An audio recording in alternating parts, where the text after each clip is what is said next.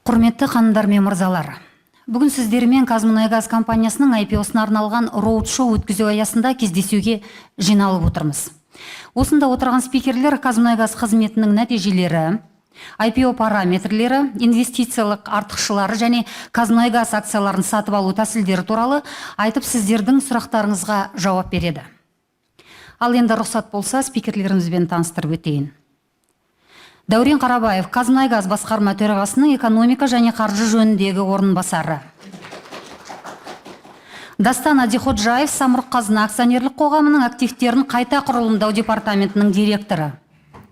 Мақсат Байзаков, Қазмұнайгаз акционерлік қоғамының қаржы департаментінің жетекші маманы. Замира Сундетова, Skybridge Invest компаниясының филиалының директоры. Динара Асанбаева, Халық финанс акционерлік қоғамының Астанадағы филиалының басшысы. Тағайдана Қасымова, BCC Invest акционерлік қоғамының сату жөніндегі менеджері. Енді рұқсат болса, спикерлерге сөз берейік. Дастан, пожалуйста, вам слово.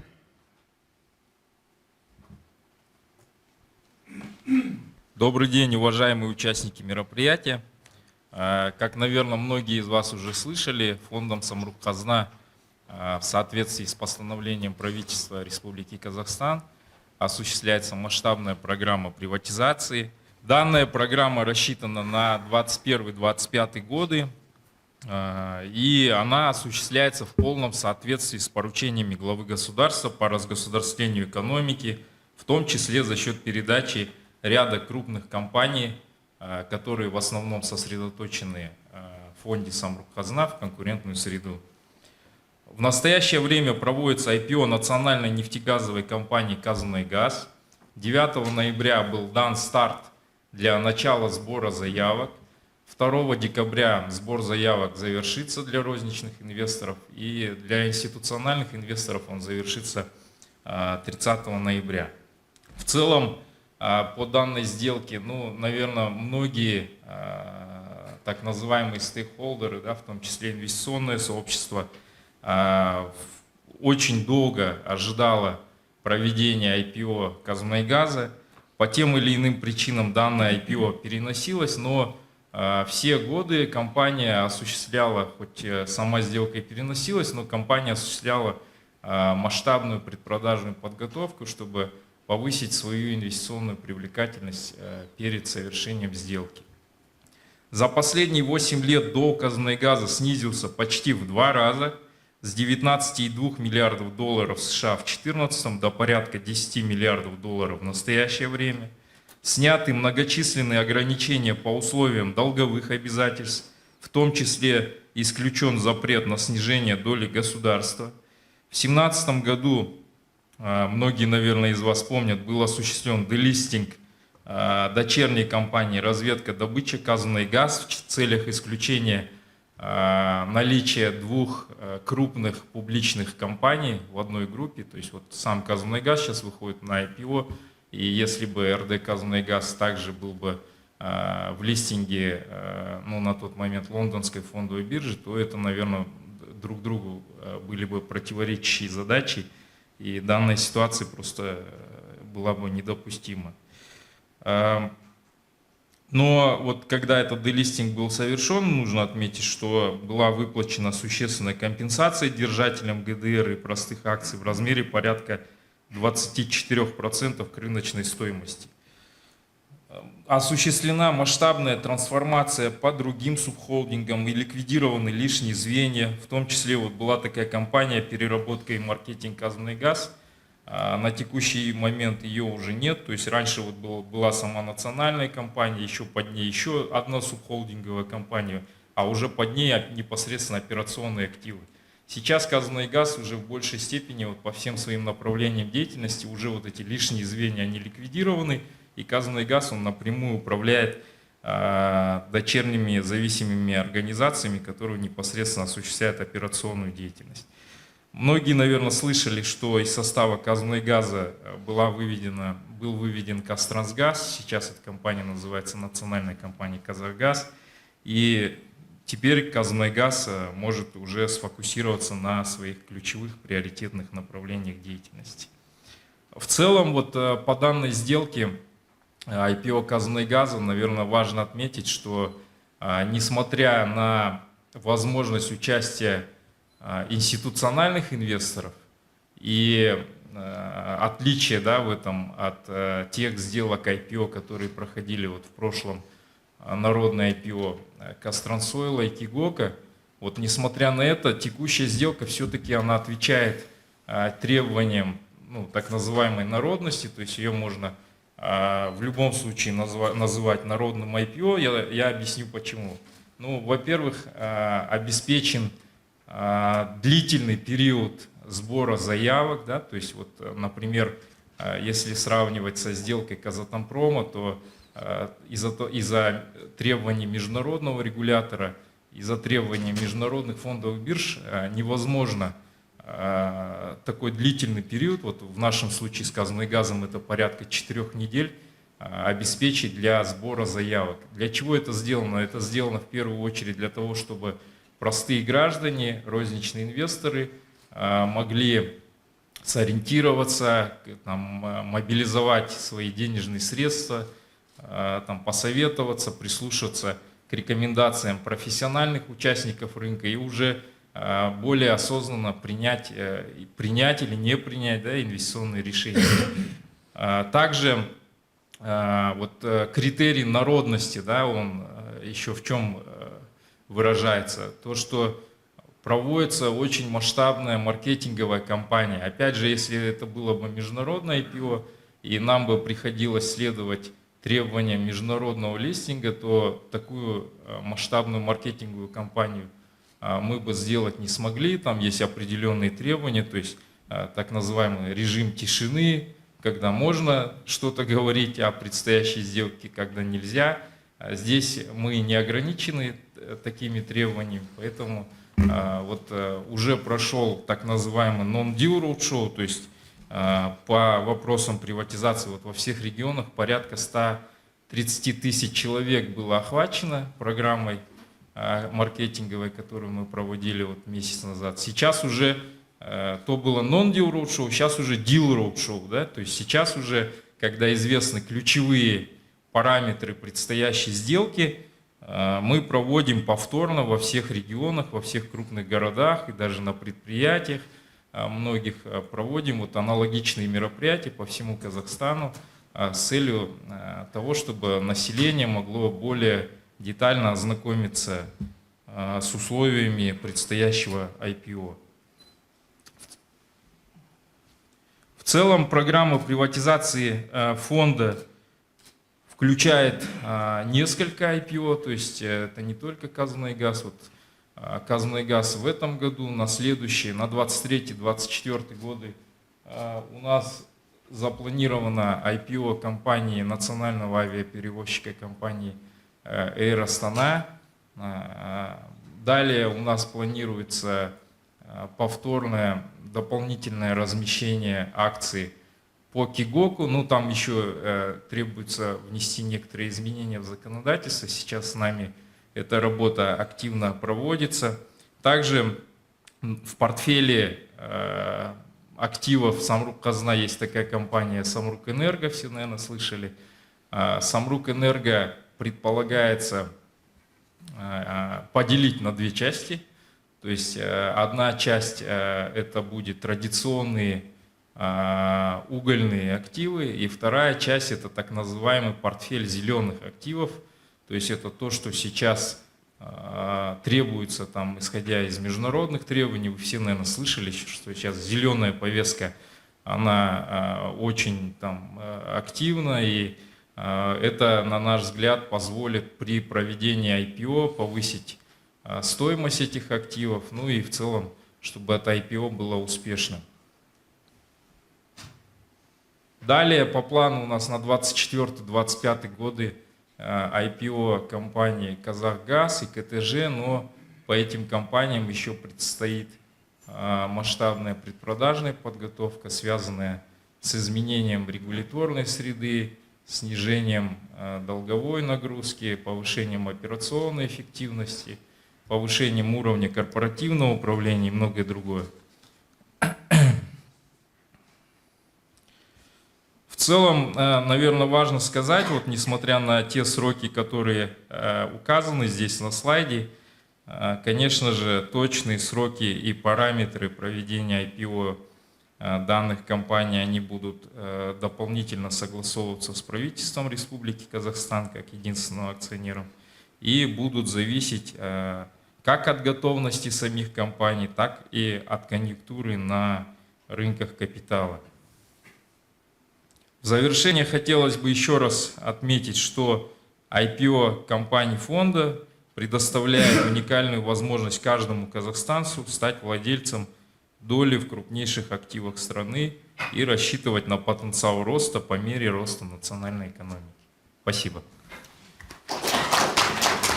Рахмет, Дастан. Келесі сөзге деген Мақсат Байзатовқа береміз.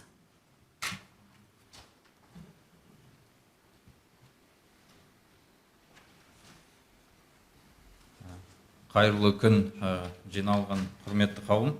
Бүгінгі кездесуге қатысып отырған баршаңызға алғыс білдіреміз. Енді Қазмұнайгаз компаниясы туралы айтып өтейін. Қазмұнайгаз бұл Қазақстандағы жетекші мұнайгаз компаниясы. Ол еліміздің ірі компаниялардың бірі. Қазіргі уақытта жалпы активтері 32 миллиард долларға жетті. Акционерлік капиталы 19 миллиард доллардан асып отыр. Негізгі өндірістік көрсеткіштері туралы айтатын болсақ, өткен жылы мұнай және газ конденсатын өндіру көлемі 21,7 миллион тоннаға жетті. Мұнай тасымалдаудың көлемі 74,6 миллион тонна болды. Көмірсутек шикізатын өңдеудің жалпы көлемі 18,9 миллион тоннаға жетті. Қазмұнайгаздың дәлелденген және болжамды көмірсутек қоры өткен жылдың аяғы бойынша мұнай эквивалентінде 645 миллион тоннаны құрады. Компанияның акционерлері бұл Самұрық қазына қоры мен Ұлттық банк. Самұрық қазына қоры компанияның 90 мемлекет атынан компанияның 90,42% акциясына иелік етеді. Ұлттық банкқа 9,58% акция жатады. Жуырда үкімет және Самұрық қазына бірлесіп, компанияның 5%-ға дейін үлесін қор нарығында сату туралы шешім қабылдады. Яғни акциялар қор биржасында сатылатын болады. Бір акцияның бағасы 8406 теңге болып белгіленді. Барлық акциялар бір бағамен сатылады. На данном слайде вы видите структуру группы компаний Казмунайгаз. Из них наиболее крупные активы – это Узенмунайгаз, Эмбамунайгаз, Мангистаумунайгаз 50%, доли в мегапроектах – это Тенгиз-Шевройл 20%, Кашаган 16,88%, Карачаганак 10%, в сегменте транспортировки Кастрансойл 90%, Каспийский трубопроводный консорциум 20,75%, а также это Атраусские, Павлодарские нефтеперерабатывающие заводы и Шымкентский нефтеперерабатывающий завод 50%. Казмунайгаз не зависит от одного актива и имеет сбалансированный портфель активов.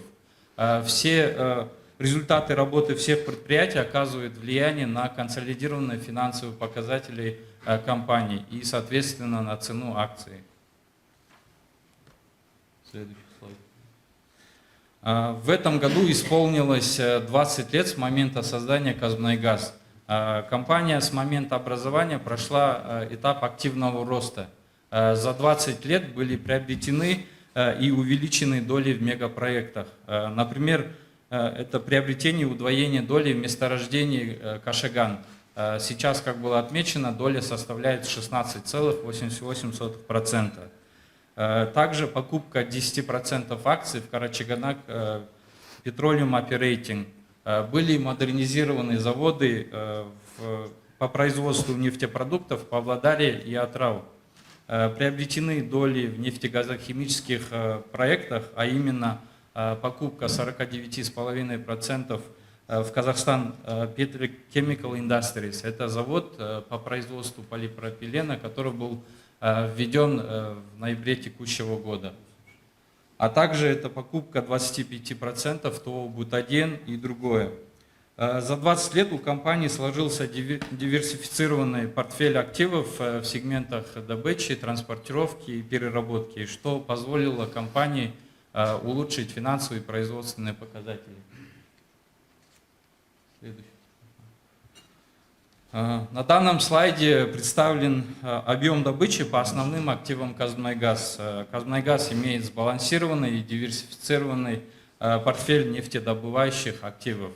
В их числе предприятия, которыми управляет сама компания, а также предприятия, которыми управляют наши партнеры, это ведущие зарубежные компании.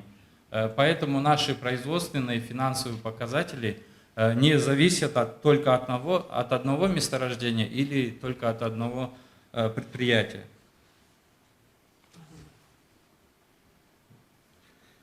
На этом слайде вы видите обзор бизнеса компании по транспортировке нефти. Казмунайгаз владеет разветвленной сетью нефтепроводов. Частью из них мы владеем сами, частью владеем совместно с нашими партнерами. Среди наших партнеров это европейские, американские, китайские международные нефтегазовые компании. Мы полностью обеспечены транспортными мощностями для доставки нефти на внутренние и на внешние рынки. На этом слайде вы видите показатели Казмунайгаз по переработке нефти и другого углеводородного сырья. 4 завода находятся в Казахстане. Есть 2 завода, расположенных в Румынии. Они в том числе перерабатывают нефть, которая экспортируется из Казахстана на европейский рынок. Все заводы прошли модернизацию. Необходимо отметить, что объемы переработки из года в год растут. Например, заводы, расположенные в Казахстане, в этом году произведут рекордные объемы нефтепродуктов. На этом слайде хотим отметить, что всем инвесторам следует особое внимание уделять финансовым и производственным показателям каждой компании, понимать и тщательно их анализировать. Эти данные публикуются на веб-сайте компании в финансовой отчетности для всех инвесторов.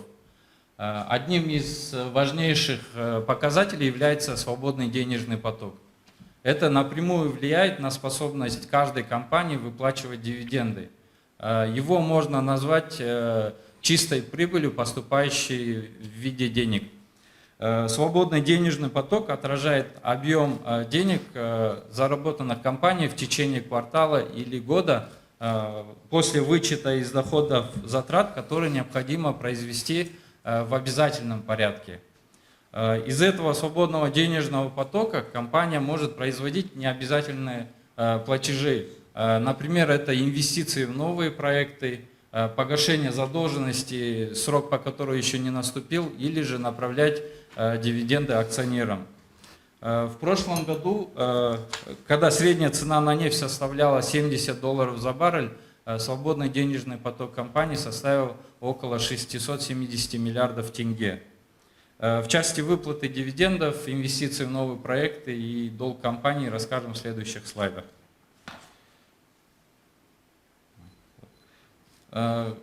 Хотим отметить, что перед IPO Казмунайгаз значительно сократил свою задолженность. Например, в 2014 году долг компании составлял около 19 миллиардов долларов, сейчас снизился до 10 миллиардов долларов. Если говорить про долг компании, на 30 июня 2022 года долг группы компаний – это еврооблигации в размере 6,3 миллиардов долларов, задолженность Атырауского нефтеперерабатывающего завода в размере 1,4 миллиардов долларов, задолженность КМГ International в размере 700 миллионов долларов, а также другое. В целом Казмунайгаз имеет сглаженный график погашения долга.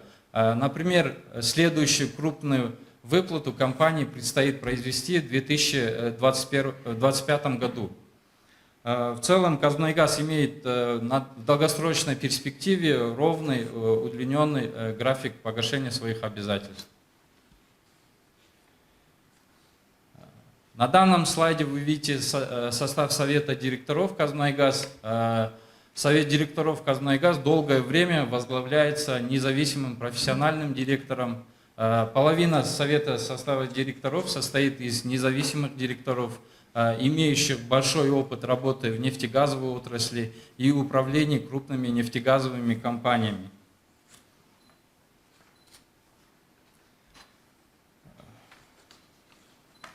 Хотим отметить, что и до IPO компания всегда была открыта в своей деятельности.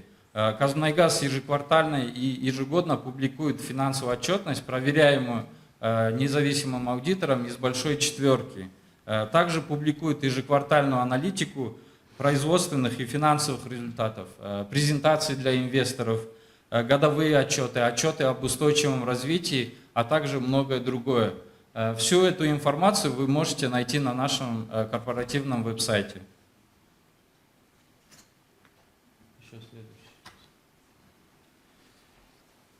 Инвестиционная привлекательность компании базируется на нескольких факторах. Во-первых, это полная вертикальная интеграция на всех этапах, начиная от геологоразведки, добычи, транспортировки до переработки и маркетинга нефти и нефтепродуктов.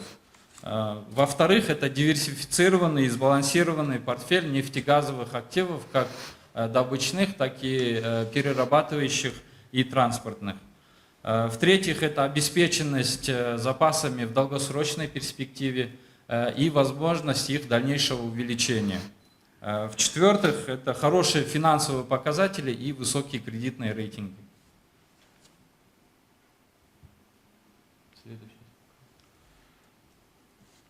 Казмунайгаз позиционирует себя не только компанией, способной выплачивать регулярные дивиденды при положительных финансовых результатах, так называемая дивидендная история, но и компанией роста.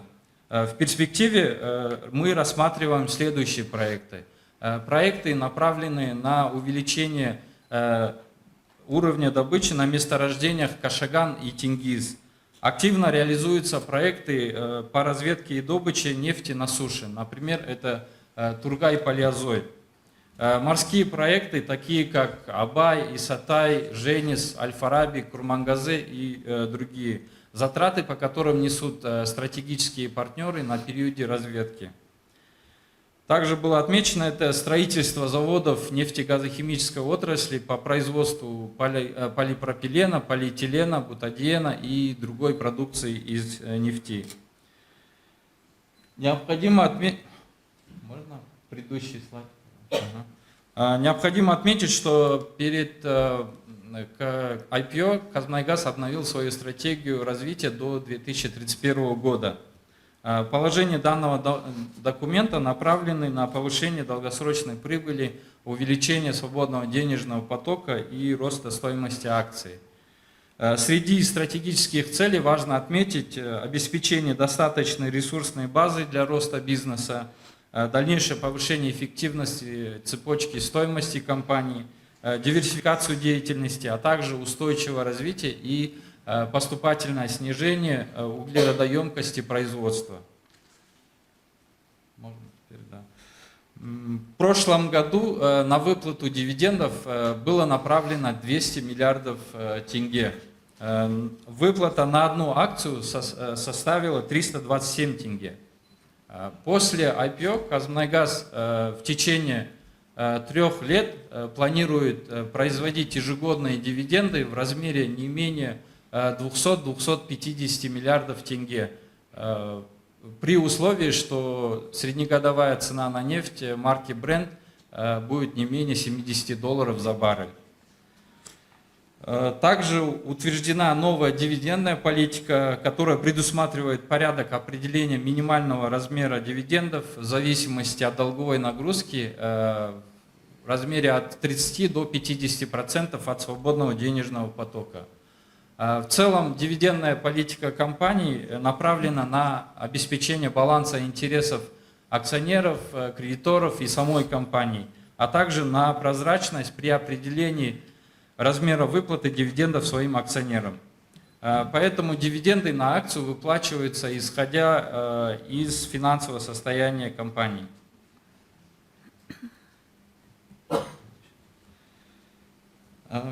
Казмунайгаз имеет различные источники увеличения своих запасов. Можно отметить, что Казмунайгаз имеет уникальные права на приобретение новых лицензий и активов, продаваемых в Казахстане. Потенциальный объем прироста запасов составляет около 2,2 миллиардов баррелей нефтяного эквивалента. Также намечены планы по бурению в следующие 5 лет 42 поисковых и оценочных скважин. Таким образом, сегодня Казмунайгаз управляет активами по всему производственному циклу от разведки и добычи углеводородов до транспортировки, переработки нефти и является ведущей нефтегазовой компанией в Казахстане. В свою очередь хотим отметить, что мы со своей стороны приложим все усилия, чтобы компания Казмунайгаз была привлекательной для наших инвесторов и заняла достойное место в их инвестиционных портфелях. Спасибо. Спасибо большое, Максат. Следующее слово Динаре Асамбаевой.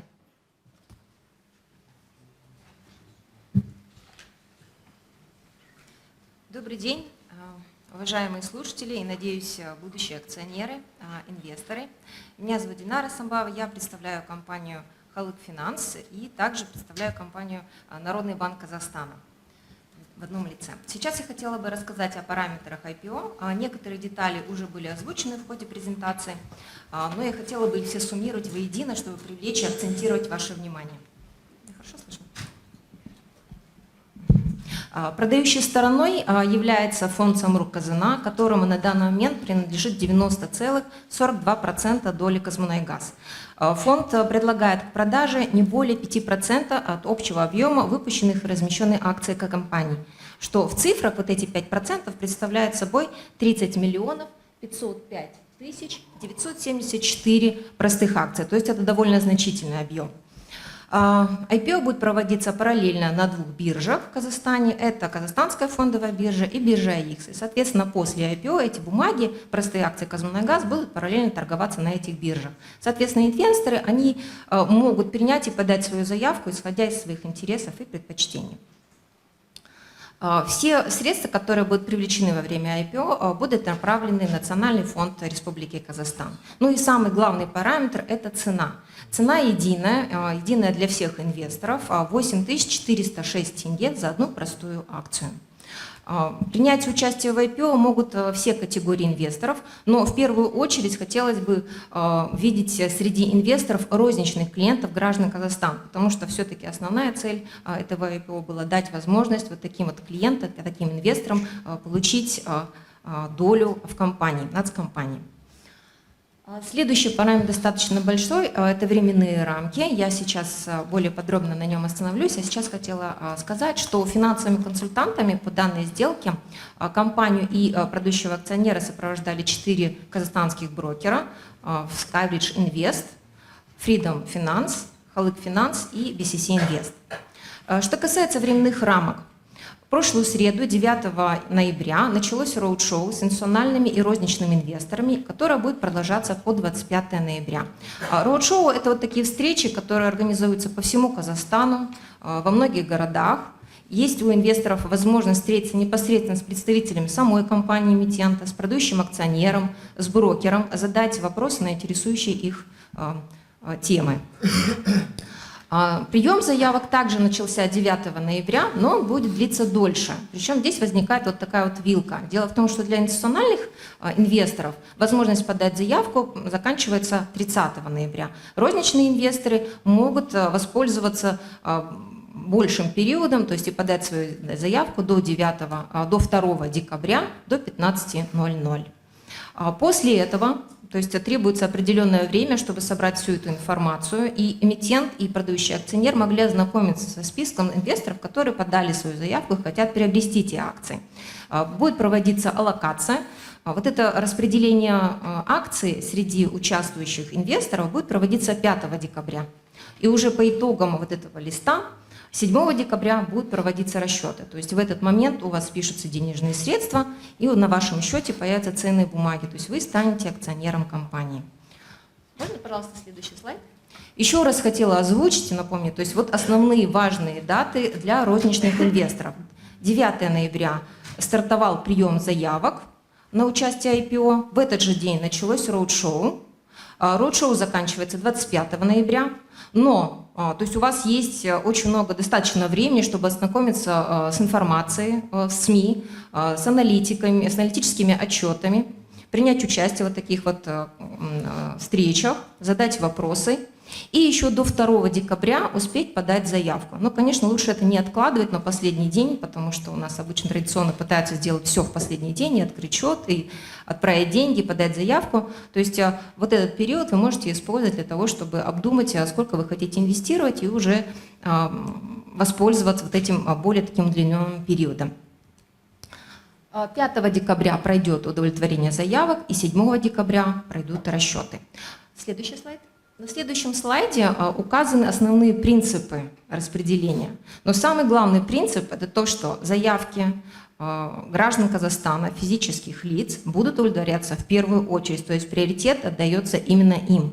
Именно во вторую очередь уже будут рассматриваться заявки всех остальных, то есть это институциональных инвесторов, международных инвесторов.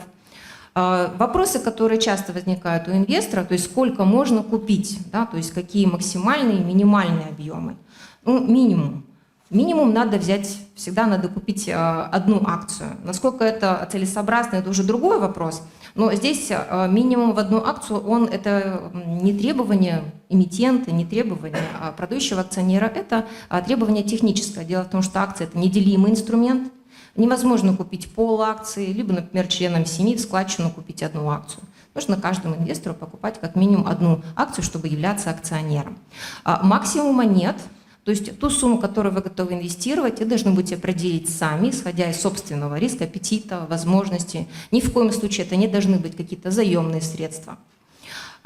Единственный момент, что вот я когда озвучивала, да, что представляет собой 5%, это более 30,5 миллионов простых акций.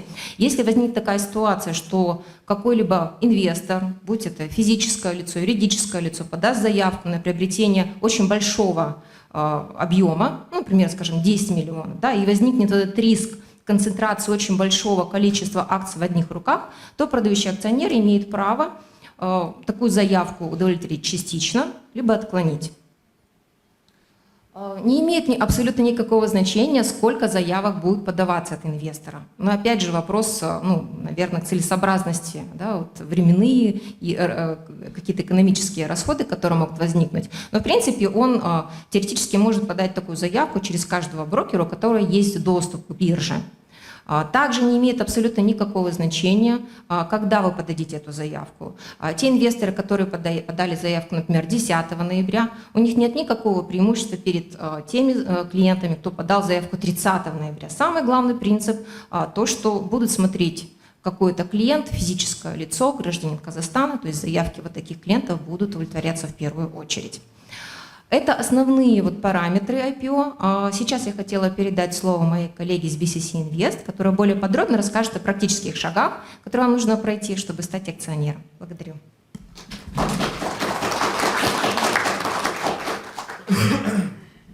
Добрый день, уважаемые участники сегодняшнего мероприятия. Меня зовут Айдана Касымова, я представляю дочернюю организацию BCC Invest, дочернюю организацию BCC Invest банка «Центр Кредит».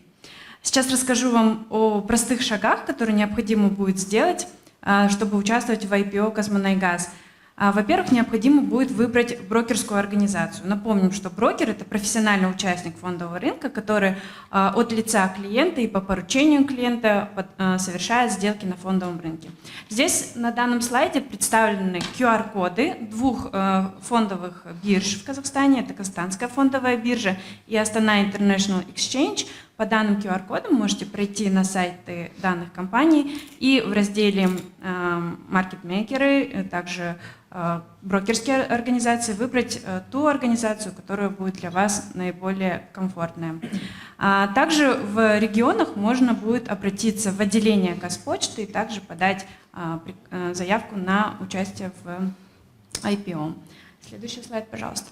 Второй шаг. Необходимо будет заключить договор с брокерской компанией и открыть брокерский счет. Брокерский счет – это счет, где хранятся ценные бумаги, куда будут зачисляться ваши денежные средства для покупки акций «Казмунайгаз», куда будут зачисляться дивиденды и также после продажи денежные средства.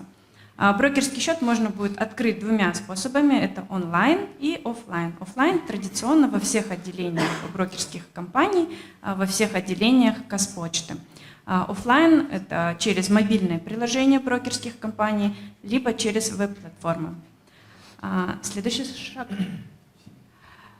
шаг – необходимо будет перевести денежные средства. Здесь есть два момента, которые нужно будет учесть. Во-первых, необходимо рассчитать сумму инвестирования, то есть это вы делаете самостоятельно, с учетом всех расходов, то есть комиссии биржи, депозитария, брокера. Второй момент – необходимо будет сделать перевод. Это можно будет сделать через приложение банков, также в отделениях любого банка. Здесь нужно будет учесть, что деньги должны быть обеспечены до 2 декабря. То есть, пожалуйста, учитывайте перевод. Следующий шаг.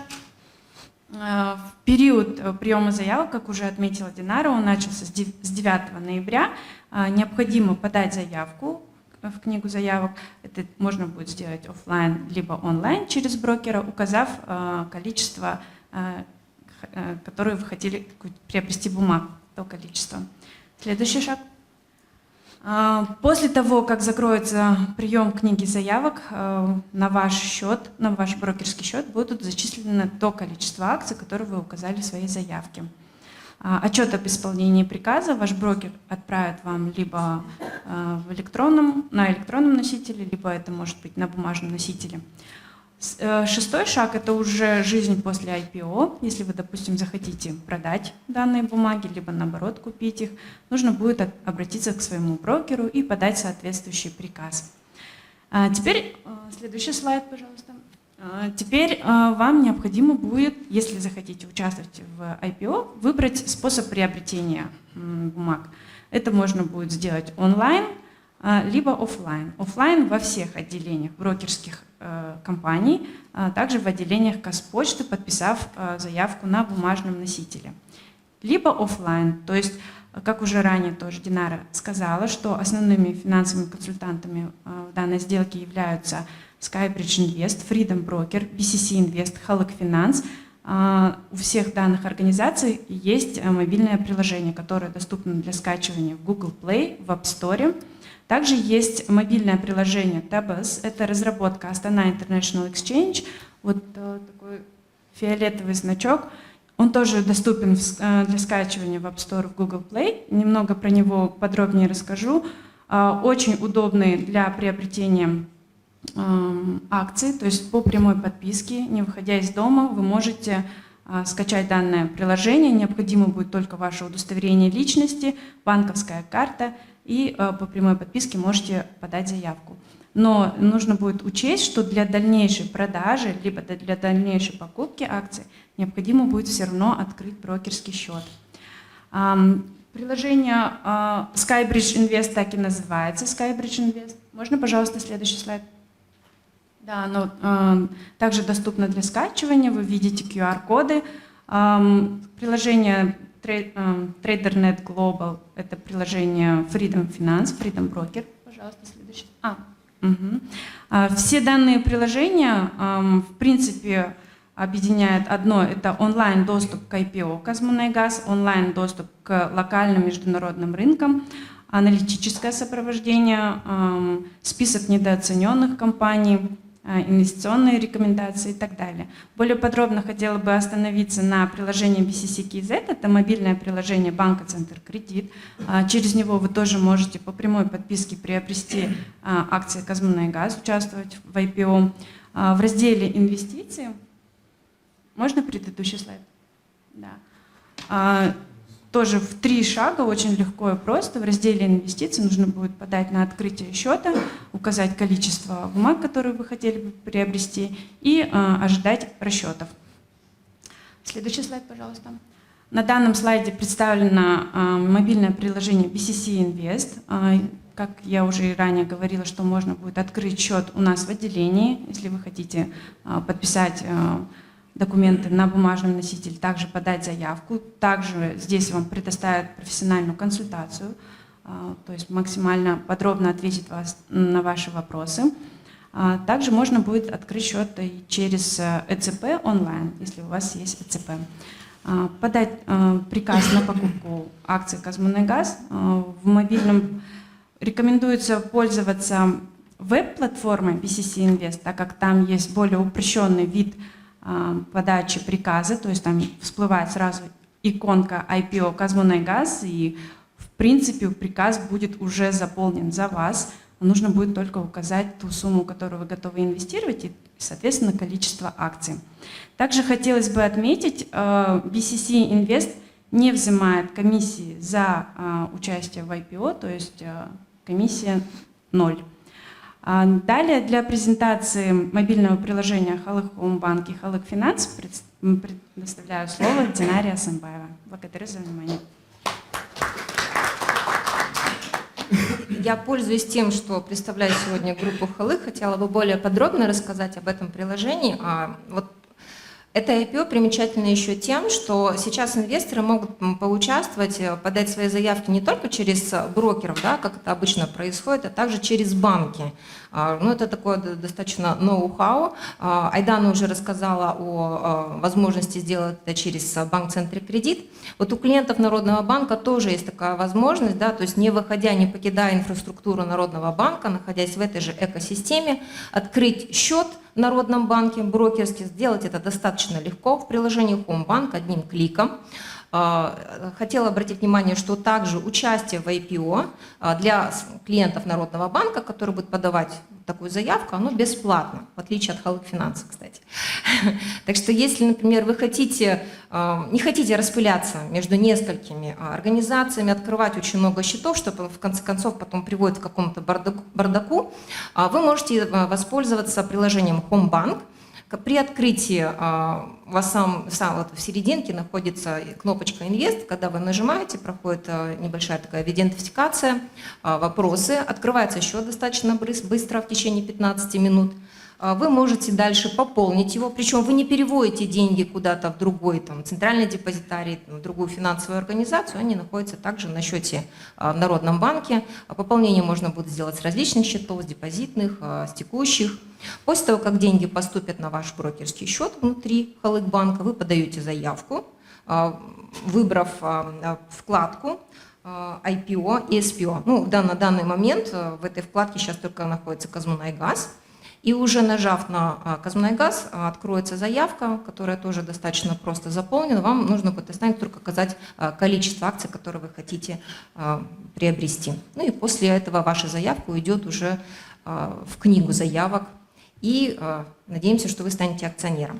Следующий слайд. У Халык Финанса есть отдельное мобильное приложение, его нужно скачивать отдельно и устанавливать на своем сотовом телефоне. Участие у нас, единственное, не бесплатное, но шаги, в принципе, такие же. То есть открыть счет можно будет достаточно быстро, пополнить счет будет необходимо либо в центральном депозитарии, либо в XCSD, либо в банке «Центр Кредит». То есть на ваше усмотрение это можно будет сделать онлайн, либо офлайн, если вы предпочитаете приходить в банк, общаться, там делать переводы, подать заявку и также уже ожидать результатов расчетов. Я возвращаю слово Айдане, которая более подробно расскажет вам о ТАБЭС. Да, на данном слайде представлено приложение ТАБЭС, доступно для скачивания, как я уже говорила. 3 простых шага: удостоверение личности, банковская карта и непосредственно ваш смартфон.